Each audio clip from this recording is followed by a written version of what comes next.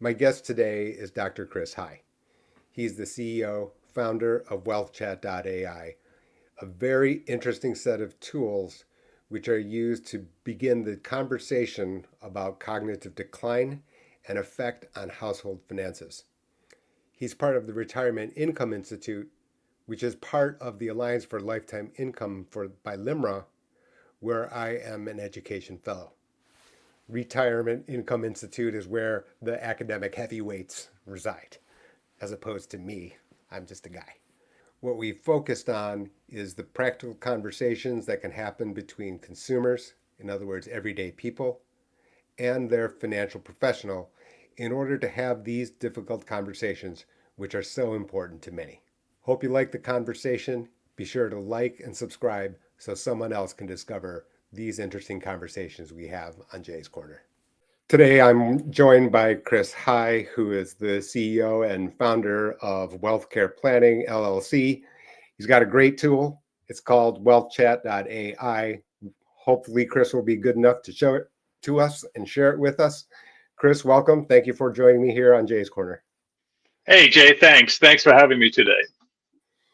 Well, we're sort of on the Alliance for Lifetime Income, where we sit in kind of right next to some of the core issues that are on concerns when it comes to the the function of guaranteed lifetime income.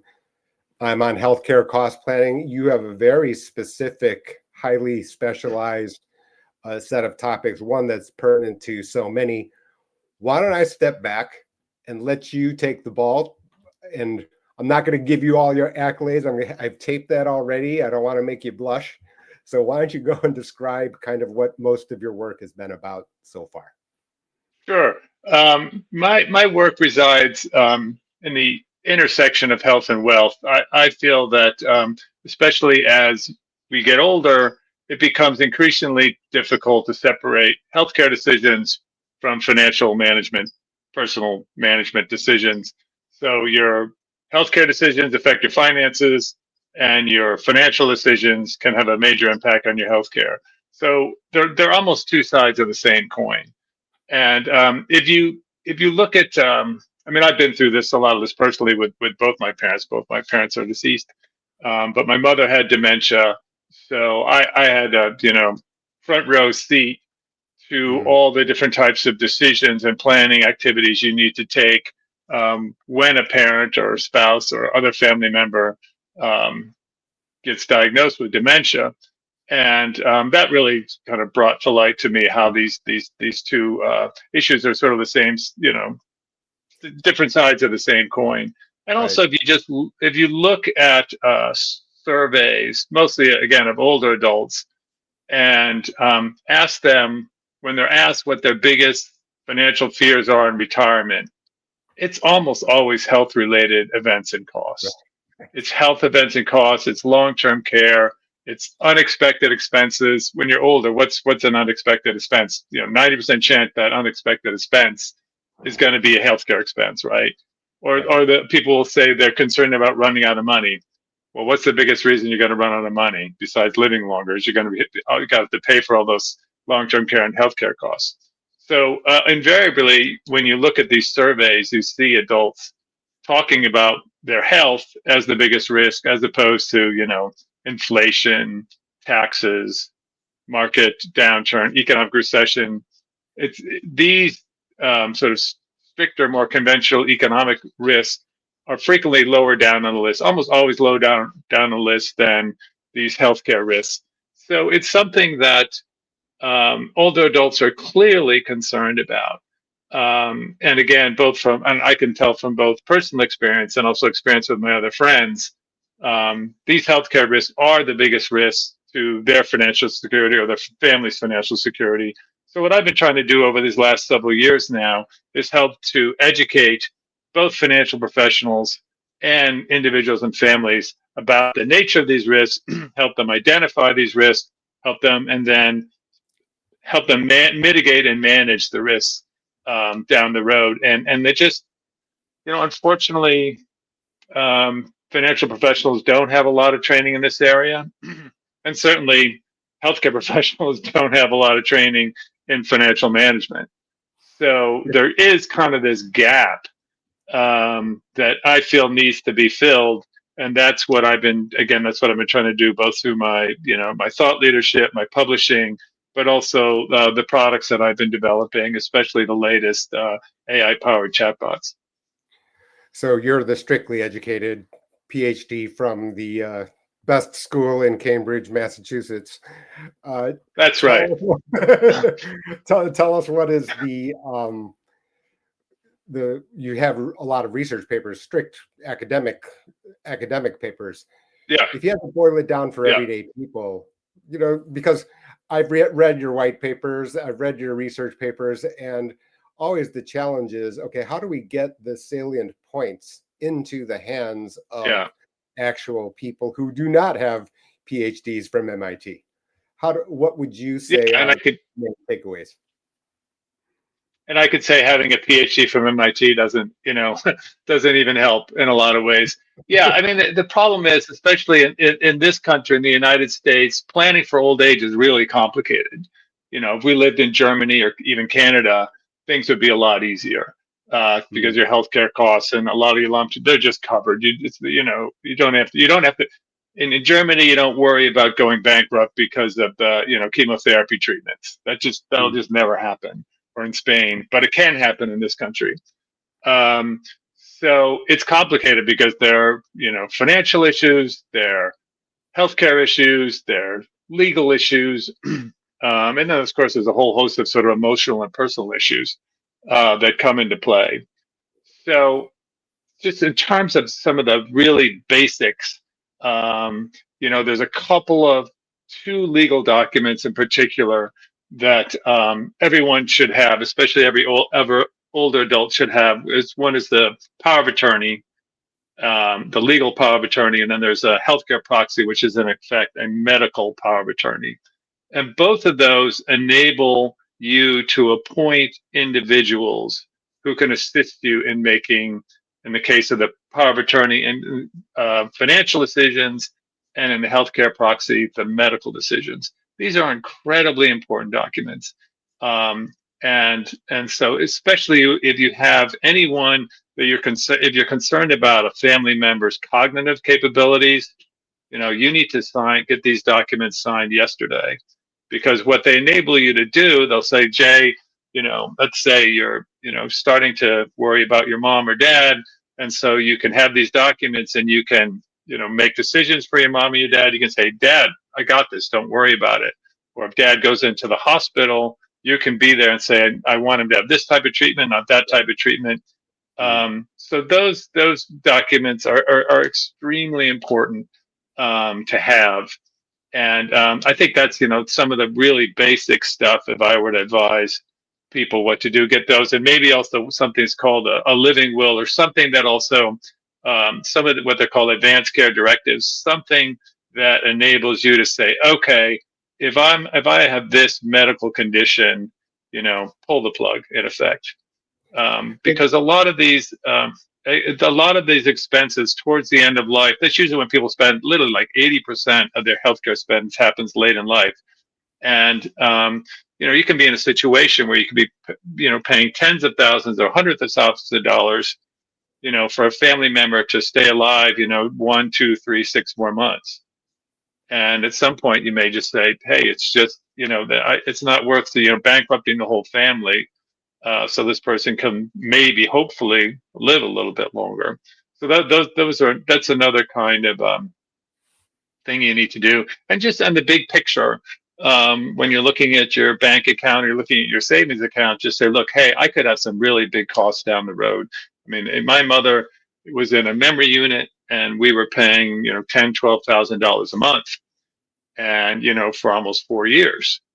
That could really add up. I know people who are spending $20,000, $30,000 plus a month taking care of an elderly parent. It's an So interesting point.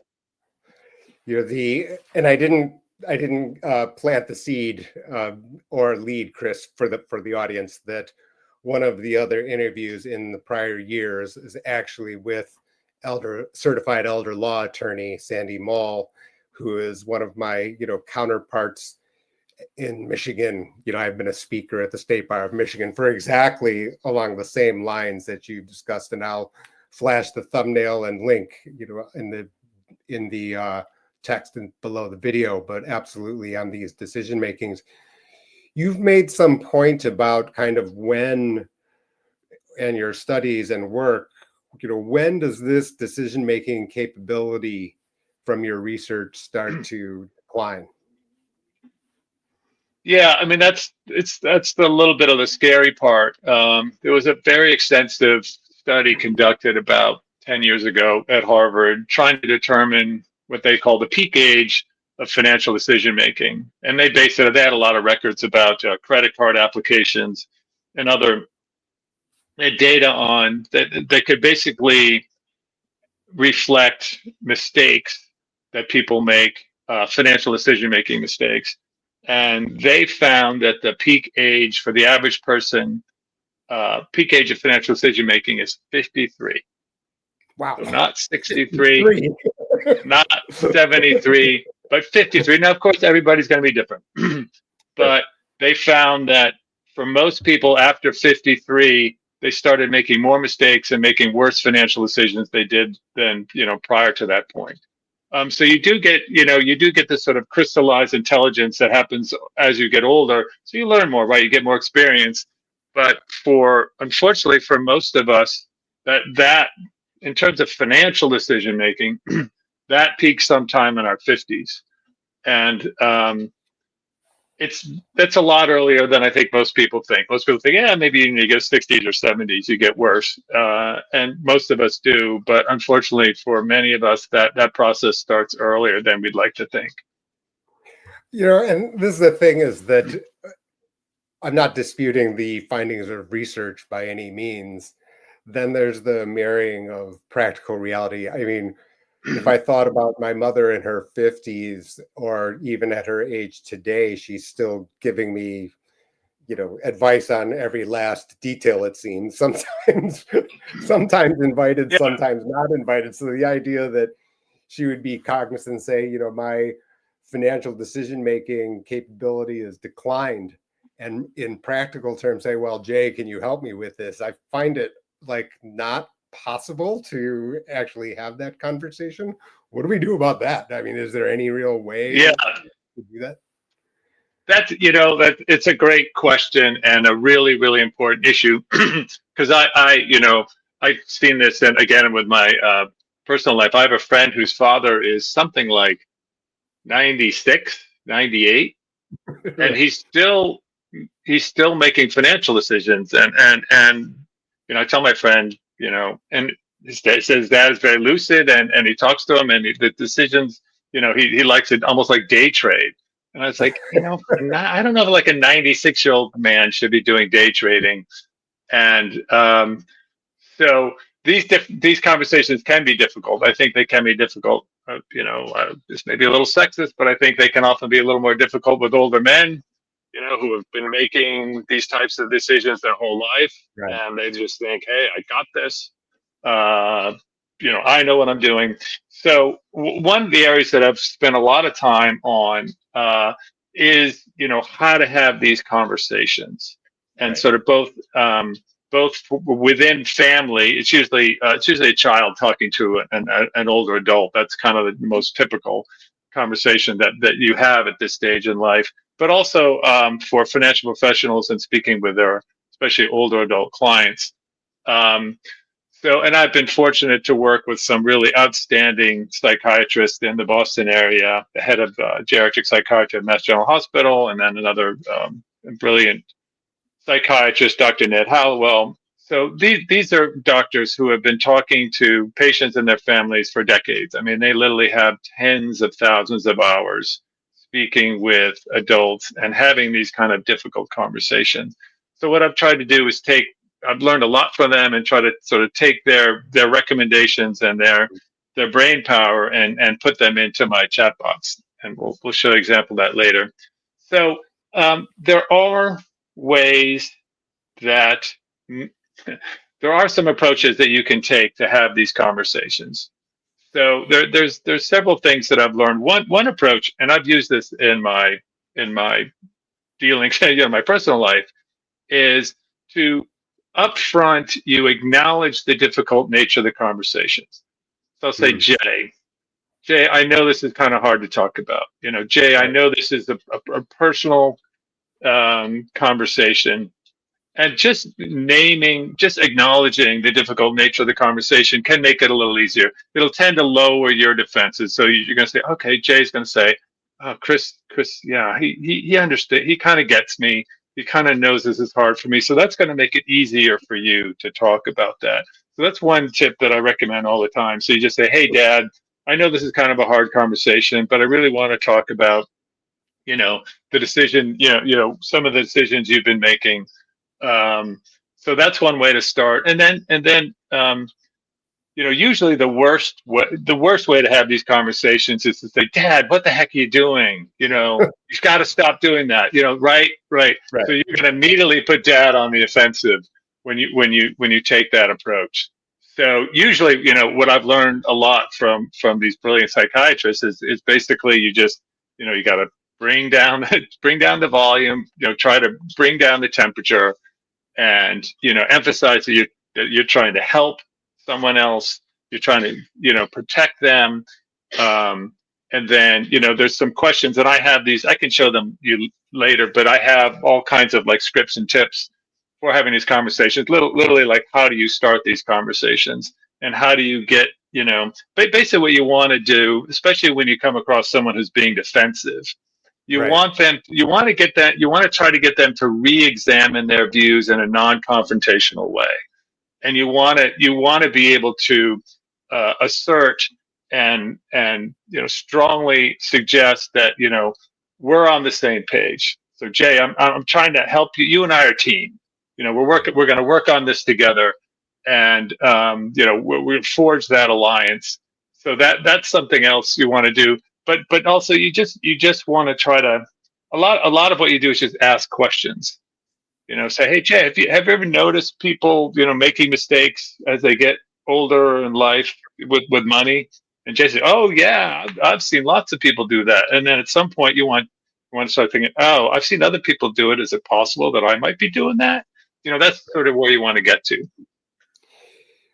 If I have it right, you've got some way and use resources on your different locations online as kind of guides to start this conversation. Do I have it right? And maybe I can switch us over to online and where you can share Yeah. some of that with us.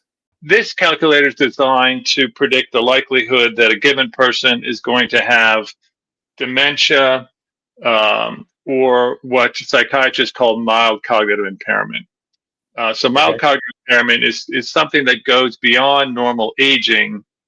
As we get older, we're all going to forget more stuff, and our recall is all going to get a little slower, and our processing speed is all going to get a little slower, almost invariably.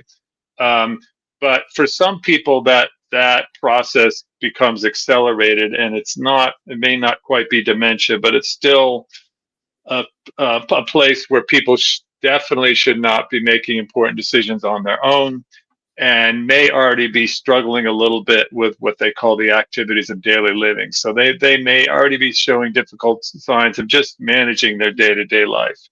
Anyway, this data it's a calculator that I've developed, but it's based on data that's been released by the Alzheimer's Association, the American Academy of Neurology. So I can go in and say, let's say you have a father who's 80, Sure. um, and I can This is just great. type in 80. And so what this says, by the time someone's 80, there's about a 15% chance that they have Alzheimer's. And then there's some other dementias. Roughly about 3 out of 4 people with dementia have Alzheimer's, but there's other dementias like frontal lobe dementias, which my mother had, Lewy body disease, vascular dementia. So and a lot of times people will have both, but there's about a 5% chance, and then there's about a 20% chance or so that someone age 80 has mild cognitive impairment. So when you're looking at this, the total is about 40% chance, and I would strongly assert that anyone,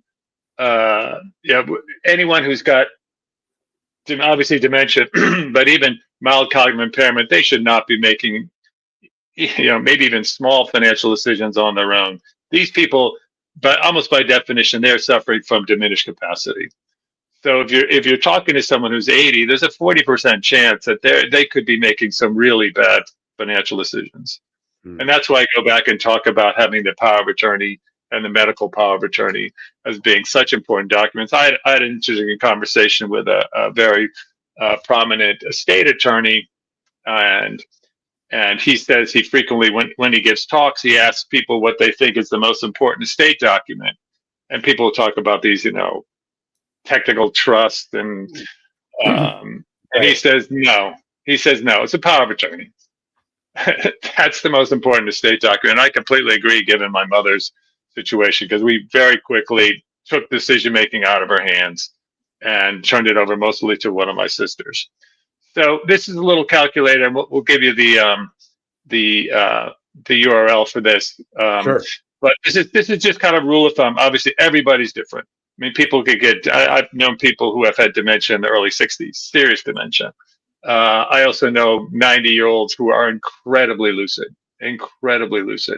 So it does vary, but the idea is this to give you kind of a baseline, and especially if you don't know the person very well, it helps to estimate their probability, and then you can drill down. Of course, if you're concerned about someone, I mean, the other thing we haven't talked about, and we should, is just the importance of getting tested. The importance of going regularly to your doctor, and as you get older, having your doctor. There's a few different kinds of cognitive tests you can take, and then if there's some problems with that, see a neurologist. I mean, that's just the bottom line. I am not giving out healthcare information. I'm just providing a little educational and informational background. But if any concerns about any older adult, first thing you should do is take them to the doctor. Let me ask you: does this conversation, this platform that you're sharing with us now, is this from you for use by a consumer, or is it from an advisor who signs on to whealthchat.ai? How does it actually interface with the public? That's a great question. I've developed two sets of chatbots. Okay. One that's explicitly for financial professionals, and that one focuses, and we'll bring that up in a minute. That one focuses more on the conversations. So certainly the financial professional can use the advisor-facing bots to retrieve educational information. Okay. But more importantly, they can get a lot of help having these difficult conversations with their clients. Give them actual scripts, actual tips. There are some practice scenarios that I can take them through. There's some objection handling that I can take them through, that these chatbots can take them through as well. So you have two groups, if I got it right, Chris, if I could interrupt here. So there are two groups of chatbots. One, which is primary objective, is for a consumer who's maybe has a senior adult who has some suspicions or worries or planning. Maybe they're a planner by nature, that they can actually ask the questions. Oh yeah. And then in a separate set. Yeah, and then they can ask questions about estate planning, about retirement planning, about healthcare planning. So there's a lot of educational material in there about caregiving. So they have a bunch of different sort of subject matter areas that they can drill down into, and they get recommendations, and they'll also get coaching tips. So for every question they ask, because obviously these decisions are not just sort of logical, the homo economicus type decisions where you just think about this rationally. And I mean, you and I know that never happens. That never happens, right? Especially with these decisions that involve, health and wealth and death and illness and cognitive decline. They're going to be very emotional. So what I like to be able to do is not only provide these sort of practical steps, recommendations that individuals can make, but also a little bit of coaching, saying, "Hey, I know this is hard. Don't try to do everything at once. You need to do A, B, and C. Just focus on A for now. When you get A done, then move on to B. Don't try to do A, B, and C at once." Um, so This is a that's great time, if I could, Chris. Why don't we take a quick break here? The consumer facing side, take us through that briefly so that we can show everyday people exactly what your tools and what this suite of tools actually does, because so important. There are so many components, and it would be nice to see your explanation on screen. sure. Okay, so I'll hit, like I said, on the back end. Don't worry about Okay, that. There's good. simple Yeah, editing. It let me allows get you these to up. change the URL. Yeah. Let's do, I guess, this one.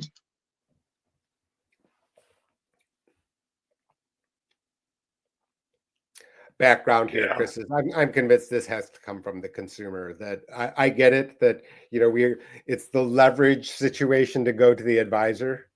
It's the practical Yes. reality. It comes from the consumer, which is Well, more work on your end, meaning that to get that message out one by one is a lot harder. My book of business tells me this, but I've spoken in front of the State Bar of Michigan, and it's crazy that there's zero conflict of interest at all, like none. There's no financial, there's zero conflict. There's not even a hint of suspicion. The number of referrals from there versus somebody calling their friend and telling them about me is like 10 to 1. yeah. It's like, comes from Yeah. the consumer. The demand comes from the consumer. I think a lot, especially with financial professionals, because they don't like talking about this stuff. So It's not. they're not, they're Yeah. gonna not want to bring it up. They're gonna wait for the client, which is really stupid, I think. But I think you're right. That's why it happens. Yeah. So Right. yeah, Yeah, and you can see on my list of questions there, D and D are there for us to riff on that, right? I mean, I'm not sure if yeah, you can see the email, but D and E is definitely there, right? Because we will have that in common. I highly suspect with like over a 300% probability according to the news. I think you get to say stuff. yeah. Anyway, It's a little ridiculous, but it's kind that's of our how it world. is. But That's our world. it's our world. So, but the way I've just give me one more minute. I'm almost there. Sure, sure. Um, the way I've set up the pricing is that basically the licensing, the advisor would still pay for it. The advisor would pay for even for the client facing bots, and they would distribute it. It'd be almost like a little marketing giveaway.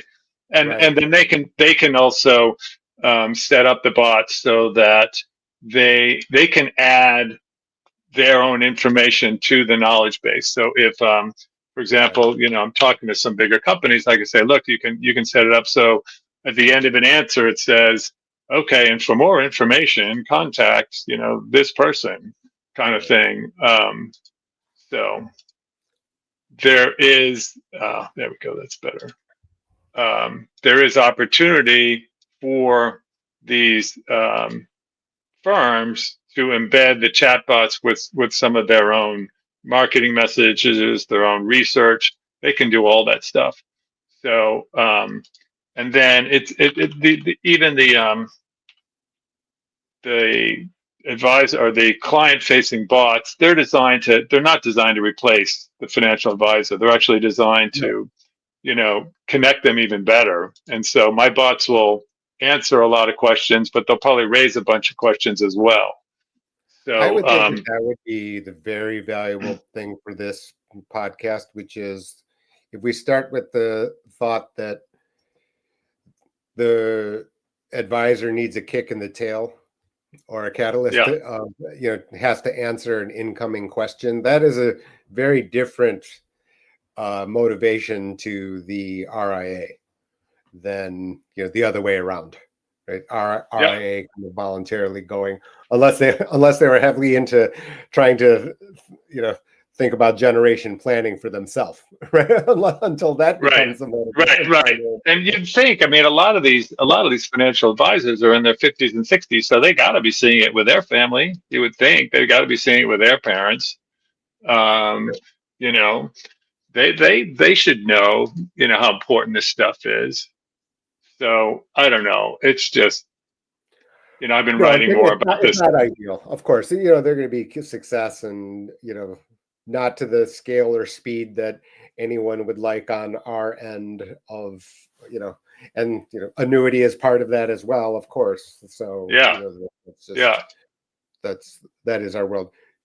Are you able to get to the screen where you're consumer facing and hit yeah, share? yeah. Here is the consumer facing. So let's share this tab. There you go. Okay. And I would just want to bring up, hold on, I just want to bring up one more thing just to help me. Sorry, Yeah. Jeb, I'm traveling again tomorrow. So I woke up this morning, there's 7 different things I had to do. And I was even dealing with some Medicare related stuff. I was thinking about you. Um, so that I was just, things kind of got a little bit behind this morning. Let me just find this one more. Here we go. And then I will be ready to go. Okay. So, all right. Can you see my screen okay now? Yeah. Yeah. Everything's totally fine. Okay. Everything. Yeah. So this is an example of a client-facing bot. Sure. So now we're back, Chris, and you've been good enough to pull up the client-facing chatbot, if you will. Why don't you go ahead and give us the high-level view on how it works? Sure. So this chatbot has a combination of a smart sort of back end large language model where you can ask it any question you want, like a typical chatbot. And then Sure. I've also built in some of the tools that I've developed over the years. I've got like the calculator you just saw. I have some Hmm. assessments. I have some conversation guides, and I can show you those. But basically, what's behind this chatbot is a highly curated knowledge base. So Right. when you ask it a question, it doesn't go out to the internet and try to find an answer. It's actually Right. looking into the database that I've developed, based on the research that I've done, work that I've done with a psychiatrist that I mentioned previously, also some other financial planners and healthcare professionals. So it's a curated knowledge base, which greatly reduces the possibility for any kind of hallucination. It really just there's only so much it can do. And if it doesn't find something, it'll just say, hey, ask me a question about something I should know about. But here we've got some little starter buttons here. So if I Sure. ask it some questions, Okay. so how do I prepare for cognitive decline? And so here's some basic steps. And then again, as each one of these, whenever you ask my bot a question, it'll give you some sort of step-by-step recommendations, but it'll also give you these coaching tips. Because we know these conversations can be very, and planning can be very emotionally laden, and this stuff is hard, it's complicated, it's emotional. So Right. what I try to do is also just give some encouragement. Like for example, here it says, even small actions today can make a big difference later. Hmm. Things like don't try to do everything at once. You're not just doing it for yourself, you're actually doing it for your family, your parent, and try to keep that in mind. So we get those types of tips along the way to help people not just to help these execute more effectively and also, again, sort of lowering the temperature. Um, Could you go back to the home for a moment? I'd like to see sure. the other components there, and have you take a couple cognitive decline planning, if you would. We had Yeah, spoken about estate planning, yeah. but that one is one of particular interest to me. Yeah, so just like planning ahead. I mean, the other thing that that's very important is just to try to be proactive. Start thinking about this stuff before they happen. It's going to be a lot less stressful and probably a lot less expensive if you prepare ahead as to and be proactive as opposed to always being reactive. Now we're human beings, right? We're going to procrastinate. We're not going to do as Right. much preparation as we should. But sometimes a little bit can go a long way. It's classic ounce of prevention is worth a pound of cure. This is something else that's really important, is getting together a team. We hear a lot about caregiver stress, Right. and this is somewhat related to that. Get help if you're trying to if you're trying to take care of by yourself. One or sometimes two older adults. That can be exhausting. Sure. And so what you want to do is get help. And one thing that Dr. Ned Howell likes to say all the time is never worry alone. So Mm. um, try to, it was great with me because I have three other siblings and they were all involved in one way or another in taking care of my mother. So that just made it much easier. I was more of kind of the chief medical officer. One of my sisters was the chief investment officer, and the other one was kind of the chief spending officer. And so, if I had to do that all myself, that's that's a part-time job at least.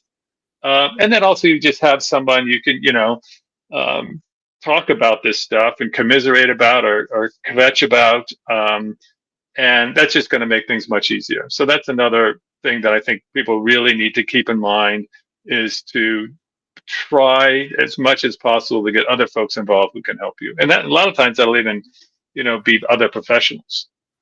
I totally So agree with that. And to give you my own experience, whenever I talk with planning clients, sometimes the topic's so difficult, you kind of you get some like made up narrative. They kind of know it's a topic. They don't want to talk about it in detail. So they kind of try to bluff their way through it. And right. then the question I ask them, okay, well, tell me how it works. And then because then I'm asking basically, so, okay, what actual detail along what your point is, like getting a team, being prepared. Well, what actual tangible items are actually in place? It just kind of Hmm. reveals the degree to which are we just kind of glossing over this topic, or are we taking it seriously and really giving it some further thought? But the tool continues to lead path here, along this Yes. this path.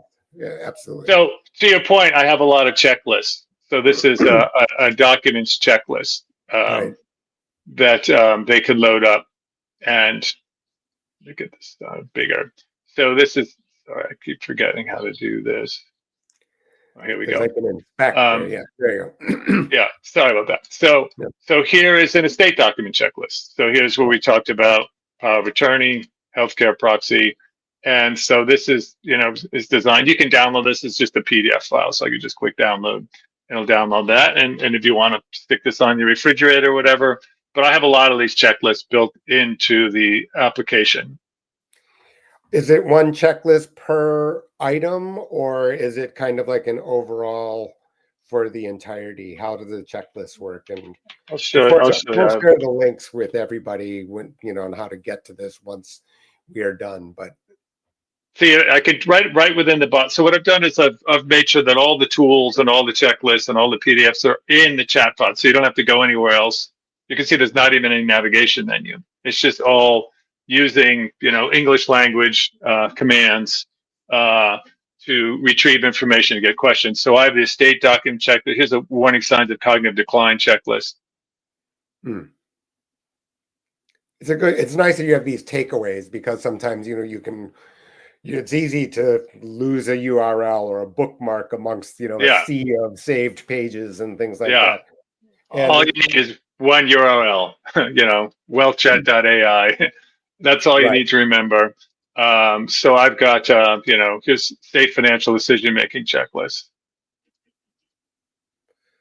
So these tools are designed really for the consumer. Ultimately, I mean, these seem to This one be is, yeah, this is the consumer facing one. so Caregiving. sure. I mean, these are such important topics, and we're seeing that, for example, in the PRIP report, right, with these different aspects on and their impact on people's financial lives, including the caregiver. In fact, I've spoken in front of caregiving conferences for caregivers where they've not listened to Chris early enough. And now they get Mhm. called, when there's a real life catalyst. And the real life catalyst Right. means that they've had to give up their full-time job or, cut down their hours, which, has these ripple effects on their own financial plan, much less the cost of the actual Oh yeah, patient or the parent. It's just the ripple effects are like crazy. they're Um, crazy. And yeah, there's all kinds of now data out there on yeah, caregiver stress, and also there's some incredible statistics. It's something. There's a very high number of people. The reason why many older adults quit, I don't know if it's the biggest reason, but one of the biggest reasons is because of right. caregiving duties. I've seen this. I've seen I'll have to. evidence. Yeah, you've probably seen the data, and I have to find it, and I want to make sure I'm saying it the right way. But and as importantly, again, most of the people who are quitting are older, 50s and 60s. These are people who have tremendous experience. Right. So when they leave the company, it's one thing for a junior person to leave, maybe on, I don't want to minimize, maybe on pregnancy leave or something like that. But when, a senior VP has to quit because of their mother or father, it just Right. requires too much time. I mean, that can take an incredible toll, not just on that employee, but on the company itself, because that senior VP is leaving with a lot of knowledge about the company, about the business. So it's a big Sure. deal, and I think it's sometimes underestimated. The impact that caregiving is having on the productivity of many firms in this country. It's One other interesting thing I you're wanted to, focused on the people, but yeah, your it's perspective on the employer is also true. There's no question yeah, about that. yeah. This is So here's self-evident. here's something on estate planning, also coaching chip.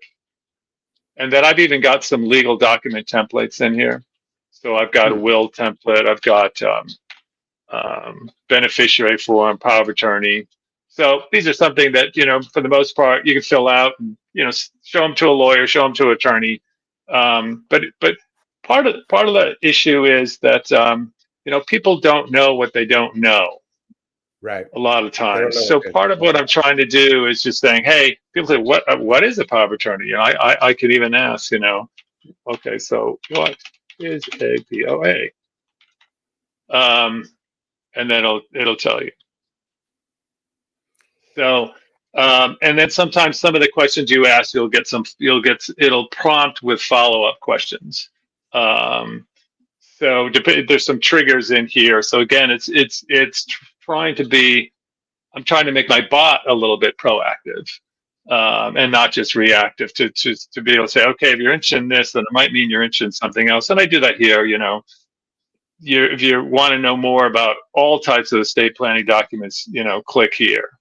And if you Right. want to prepare your own legal documents, go here. So I'm trying to sort of leading the witness a little bit, because again, this stuff is complicated, it's hard, and MIT PhD is not going to help you that much here.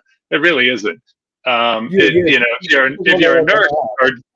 or you don't know what to ask, you don't know where to begin. For sure. And unless you're an elder law attorney, by Right. profession. Hmm. But and again, like when it comes to financial planning, you can't ask your doctor, what's the best financial planning software and how much should I put away for retirement. I make this joke. I'm the son. I grew up in medical household, and my father could understand what the law of, who's deceased. You know, it's not about academic chops of understanding how the central No, limit theorem works, but his application to the price of insurance and how insurance, pricing works.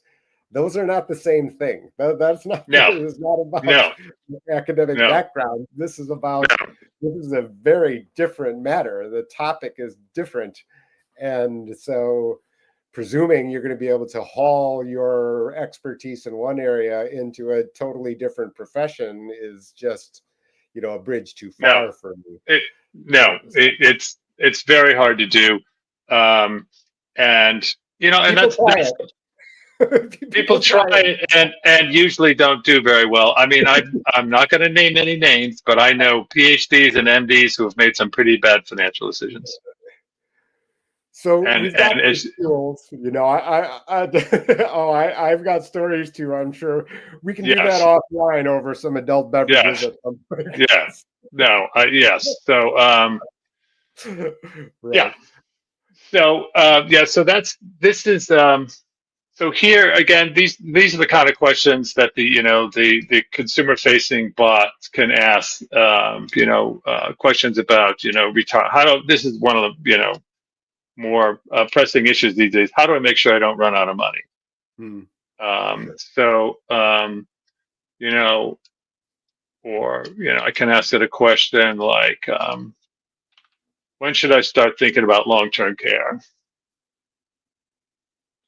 So Or we've got you these know, tools, and you've done such a nice job of explaining them, and then also clearly have these very logical, well placed kind of lead on extra questions, like you said, leading the witness in your terms.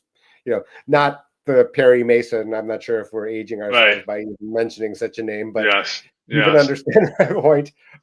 I actually, you're not old enough to see Perry Mason either, so I I've think seen. I remember my mother loving to watch Perry Mason. She watched okay. Perry Mason. She was a big fan.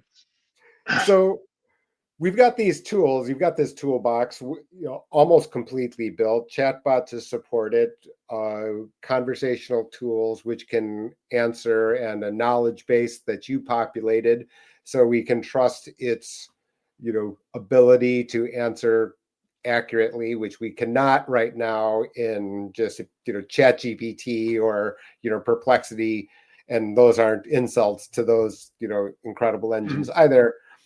But now you've got this curated set in the backdrop to answer.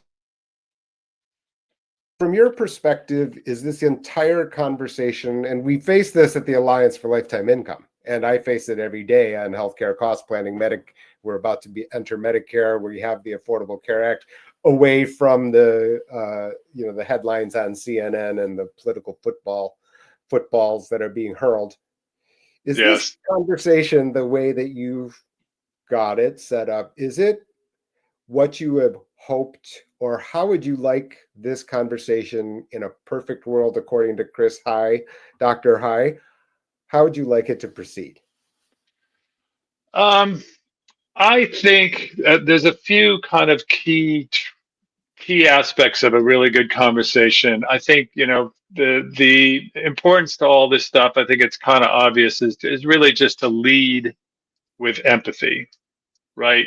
Being able, trying to put yourself in someone else's shoes. Hmm. Try to treat the other person the way you want to be treated. Again, if you're and we've all seen this. I mean, I saw this with my mother, and as her dementia got worse, you could tell she kind of knew. She was embarrassed about it. She was afraid to speak. She was more defensive, and Right, just acknowledge that. right. Just saying, hey, and it should be kind of easy because this is going to happen to all of us, Hmm. unless some of us are going to be lucky in a way to just drop dead of a heart attack. They're perfect health and they just drop dead. Hmm. There's some benefits to that, but most of us aren't. Right. Right. Most of us are going to experience cognitive decline. Most of us are going to have a health issue. We're going to be worried about our heart. We're going to be worried about cancer. We're going to, be recovering from cancer. Um, so we're all going to decline in some way. And so part of the conversation is for, especially for the younger person in the conversation, to recognize that this older person is struggling with health issues. They're anxious about it. They may be defensive about it. And to, again, put yourself into their shoes. So I think that's kind of step one in terms of what some of the most important thing, the way I'd like to see these conversations go. Um, so, and then, go ahead, Jeva. No, question about from that. that point, and we've discussed the use of these important legal documents and elder law attorney. Like I said, we've have a similar this type of conversation with elder law attorney, certified elder law attorney here on this channel. Then you've got to talk about the financial portion, and you have an entire set of tools that can go to the advisors. And Right. rather than actually go through those tools, my question really is, how would you like the conversation happening between the client and whatever financial guidance that they're receiving? Meaning that, is this in your experience usually coming from the counselor, whatever hat or whatever labels they're using, financial guidance counselor, or is it coming from the client from what you can tell? I think it probably more often comes from the client. Um, I think there's almost like a little game of chicken. I don't know if that's the right metaphor, but I think that, and I've heard, plenty of anecdotal evidence where the client may be reluctant to bring it up. Um, Mm. and then, but if the advisor brings it up, usually the response is, "Oh, I'm so happy we're talking about this stuff. I've been meaning to mention this. I didn't know how to get this started, but yeah." And then, then you, the advisor, you may end up hearing a long story from the client about the difficulties that they're having. Right. But also it'll it certain individuals will certainly bring it up because again the expenses can be so great that I'm sure there's plenty of conversations where clients coming in to talk to their advisor say, look, I got to pay for my mom's long-term care. How am I Right. going to do that? I got to pay for my spouse's long-term care, because that's top of mind.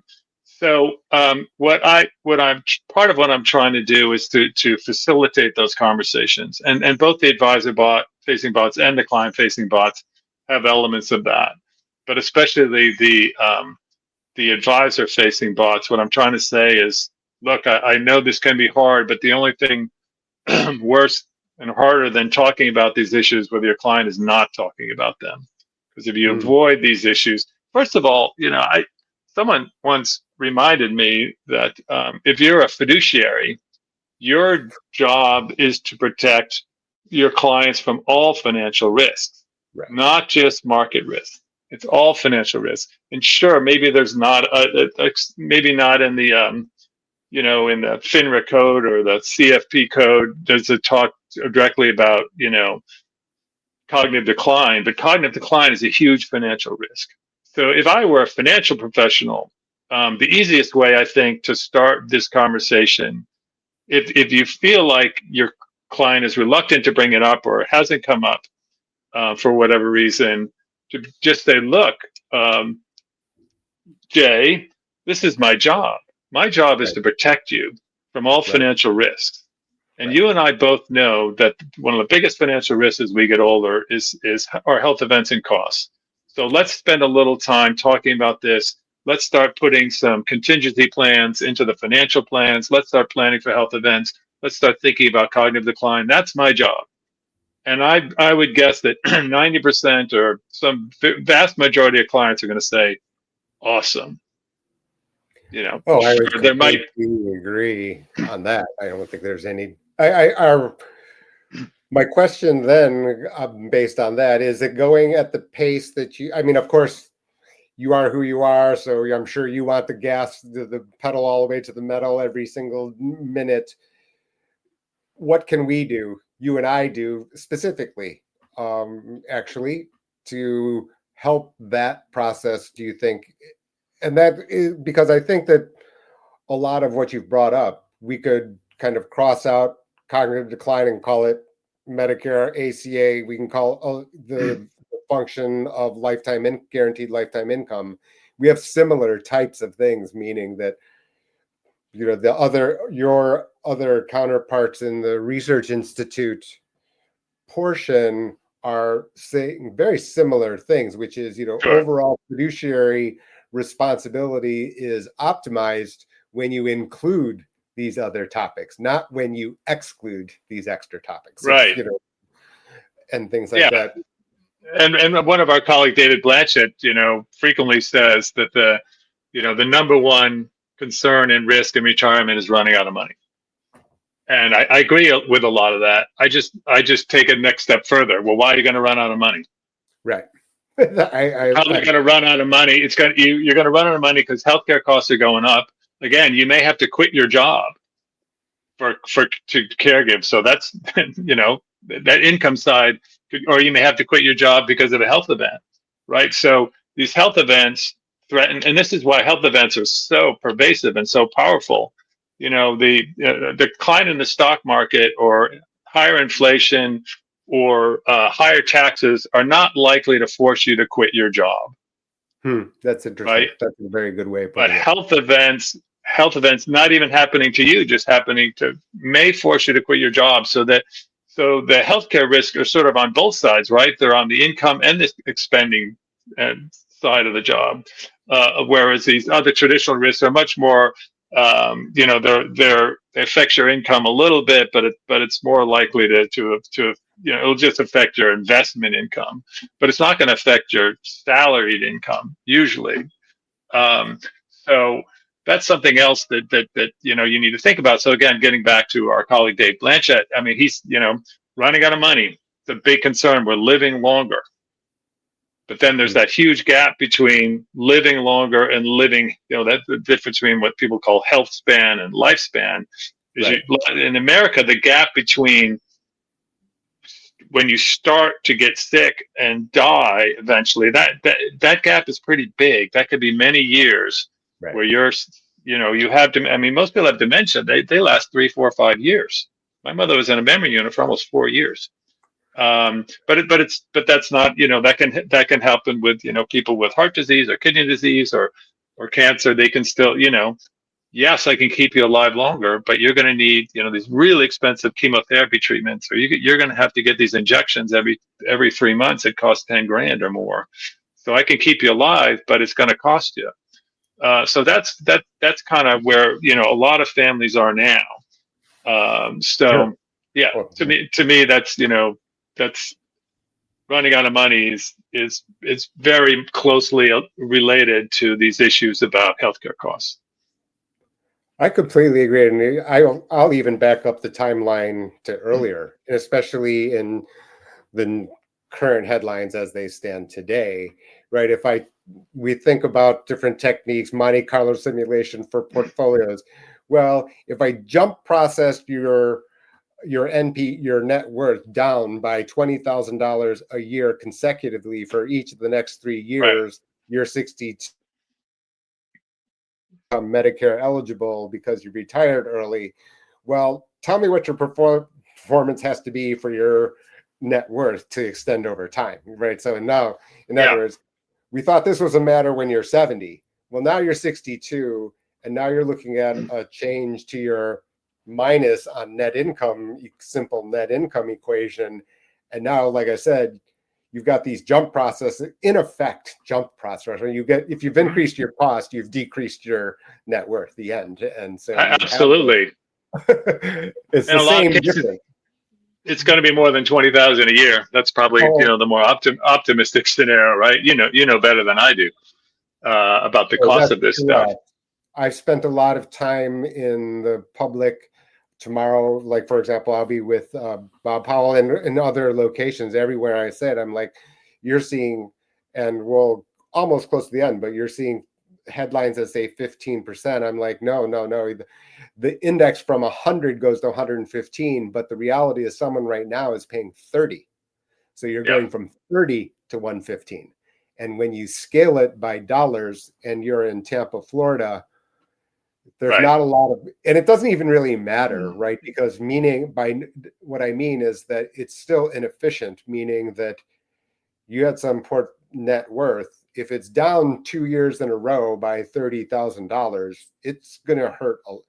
Your portfolio outperformance required to bring you back to par is like astronomical. It's a lot. And so, right. And so that's why you see, I know at least one firm they've hired a nurse. A wealth management firm has hired a nurse, a Right. healthcare professional. Because to your point, it's going to be hard to get back in, S&P performance, No, what no you're question. going to lose. And Cannot. so if you can help, and I think this is why they hired this woman, um, because she's helping their clients plan for health events and costs, and with the goal of obviously of trying to minimize those costs and prepare for them and make sure they have the proper insurance, et cetera, because No question. it can have a much bigger impact on your overall portfolio balance. If you're bleeding $10,000-$20,000 a month, it's hard to get that back on better stock picking, To say the just least. to say the least. Yeah. We were trading emails, and for the audience, as we close here, I told Chris, this would be the easiest conversation on the planet, where you're talking to the choir, or we're sitting in the same pew as on this. And so Yeah. I've appreciated your different perspective and these tools that you've contributed. A consumer clicks, we're going to have the links everywhere, Yeah. accompanying the video. From there, they say, okay, I'm on board. I want to go and have this conversation with my financial professional. Hmm. What does that consumer do? Yeah, What is so they'll be able to go. There's a couple things they can do. They can go to the website, and there's some material there that'll help them prepare. They can also, if they are a current financial advisor client, they can go to their advisor and say, "Hey, I saw this Wealth Chat thing," because in most cases the licensing is set up for the financial professional okay? they'll purchase the license and then distribute to the clients. So that's probably the best way to do it, and or otherwise they can just there's contact information, firm contact information, that's also available, so they can just click and just send us a message, and asking about the availability of these bots and these tools, and I make some of them. I just make publicly available because I think it's important. That would be awesome. Like I said, I thought that the tools, very clear, the functionality, the function, the important functions that they serve. Very similar to us trying to educate the people about guaranteed lifetime income through the Alliance. Crazy people have written books about Medicare. Don't write a book like that. But you understand my point, meaning there are Yeah. resources out there to guide the conversation, and but I think it still has to come from the consumer ultimately, right? I mean, these these issues are felt at the person's house, underneath their roof. Yeah. I'm And just going to say one thing. I'm not disagreeing with you, but sure. I'll make one comment, Okay. that reflecting some of my views about what's going on in the financial services profession, because I think we're starting to see kind of a perfect storm, where we have this aging population and we have these growing consumer concerns about affording these healthcare costs and events. Right. Sure. On the other side, we have this thing that people have been calling AI, and I've started to think a lot about how AI and these large language models are going to be impacting financial services professionals. And the more I think about it, the more I think they're going to be impacted a lot. I do And too. that was something that I don't know if you or some of your listeners saw that report that Microsoft came out with a couple of months ago, trying to estimate the vulnerability of different professions to AI. And financial advisors were pretty high up there in terms of they had sort of a vulnerability scale, for lack of a better term, replacement Right. scale. Right. And so and obviously a lot of folks in the profession have pushed back on that, but I think it's going to impact them. And I think that what the good thing about AI is it's going to be able to take care of more of those sort of back office operations, marketing operations, even investment portfolio management. I think we're not far. We're already seeing AI-driven trading platforms. They're Right. coming. They're For sure. coming. It's just going to be another way. It's going to another way that's going to make investment even more efficient. They're going to be great at finding, doing arbitrage and things like that. Right. So, but most importantly, the point is that these tools and technologies are going to free up advisor time. And I think the good advisors, the successful advisors are going to say, okay, I've got some more time now. How am I going to use it? Well, I'm going to use it getting to know Jay better. I'm going to use it to enhance my relationships, to enhance my connections, to strengthen those bonds between me and the client. It's probably also going to enable me to reach more clients, right? I mean, if I get more productive as an advisor, what does that mean? That usually means I can handle more clients. So these conversations, I believe, are going to become both more important and hopefully also more frequent, because these advisors are going to say, again, I have the time and the space to do this, and this is what my client really wants. If you look at surveys about what financial professional clients, what do you want from your advisor? It's like usually like half or more down the list is lower cost. That's not usually a big concern. The big concern, what they say most of the time, I want an advisor who gets me. Yeah. I want an advisor who understands me. Those are almost always at the top of the list. So what I think AI is going to enable advisors to do, and hopefully they'll take advantage of this, is to get to know their customer better. Because that's something that's going to be harder to replace. AI is going to have a harder time replacing that human connection. And so I think these softer skills are going to be the ones, the advisors who have these good soft skills, these good communication skills. I think those are the ones who are going to be successful. Well, now you've opened a can of worms, Chris. We could literally have another. I have a host yeah, I know. Of different opinions. No, which are very similar. I'm not sure what you do on your leisure time, but two hobbies that I have is that I'm a watcher of world-class chess, and I'm a player, average to slightly above average player of No Limit Hold'em. And AI, these tools are live, real-time. All human biases are basically eliminated. And not only that, but and it's been interesting because the commentators on watching Magnus Carlsen play against, Fabiano or Hikaru, like top in the world, it's been pretty interesting because the engine tells you X, and the commentator says either, yes, that may be true, but the commentator's job then is to basically explain why the engine has come up with that answer, which is a very interesting thing. And the other thing is that, to give you, which is something about complete replacing of humans, not quite yet, even on something where it's confined, is that certain pros will look at the chess evaluation bar, which is live under something called Stockfish, for example, is an evaluation bar. And some pro will then say out of this, under his breath, says, just wait for the engine to grind a little longer. I think it's missed it.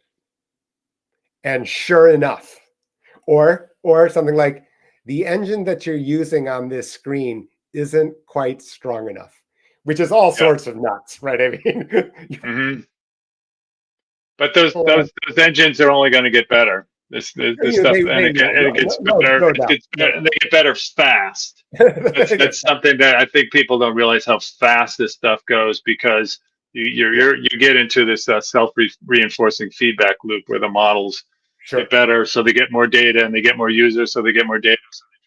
And they get more users, right? So human biases then kind of go away.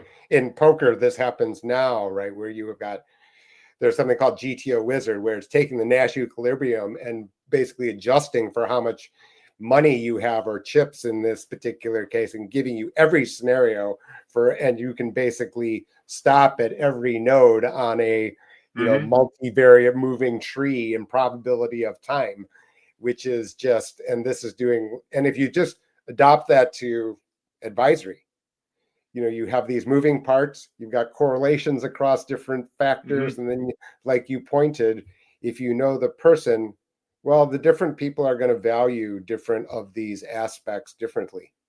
And now you have a different, your portfolio is not stocks versus bonds, but it's health versus these other Yeah. concerns, et cetera, as your parameters. So we are living in a fascinating time. And like you said, as in everything, right, we anticipate development at a particular pace, but when it comes to technology, it's always faster. There's just Yeah. no It's getting. Moore's what they call Moore's law, and I Yeah, think in AI you've got Moore's law. It's almost like Moore's law squared. yeah, it's like turbo Moore's law for sure, for Yeah. sure. Well, Chris, like I said, we could have started an entire new podcast. Yes. Next time. Next time. I appreciate you and thank you so much for your time. That's Chris Heye, Wealthcare AI, Wealthcare, Yeah. WealthChat.ai. We'll have Mhm. links to everything that he's showed here on today's podcast. Thank you so much, Chris, for joining me today. Thanks, Jay. Thanks for having me.